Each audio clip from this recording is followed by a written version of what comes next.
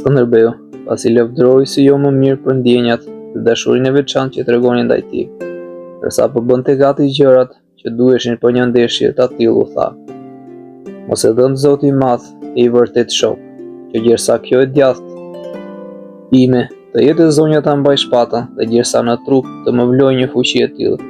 Mos e dhënë pra që të marrë mbej kush nga ju këtë fat.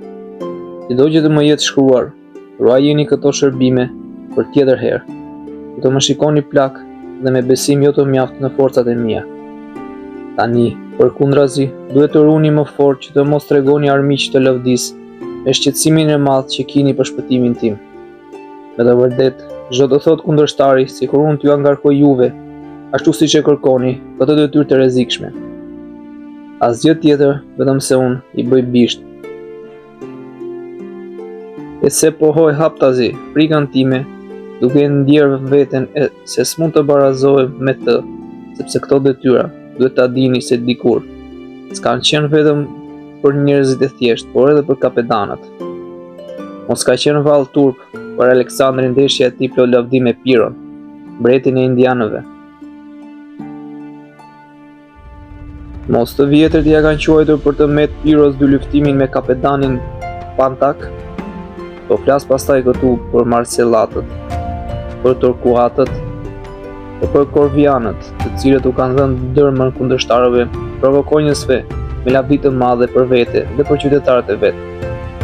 Tani ky short më ka rënë mua dhe po më këto duar të mia duhet ta përballoj. Mua po më grish armiku i pakursyer në kërcënime. Mua po më fton bisha e egër. Të do isha i lik po të mos pranoja, mos më njohës, po të mos i bindesha vullnetit të tij. Për një dëshirë kaq të madhe, ai është mjaft i denj për të provuar shpatën time, derisa Murati e pas ka gjykuar jo të padenj për një detyrë kaq të rëndësishme. Pas këtyre fjalëve, Skënderbeu nis menjëherë dhe i brohëritur fort nga ushtarët, lëshua me vrap për në vendin e caktuar të ndeshjes. Skena nuk doli aq madhështore, mbaroi sa çelë mbyll syt, sepse Skënderbeu që në breshërinë e parë të predhave, Ferit Pasha i u rrëmbye faqja shigjetë dhe vetëm me këtë goditje au përplas 5-3, duke humbur njëkohësisht kalin dhe jetën.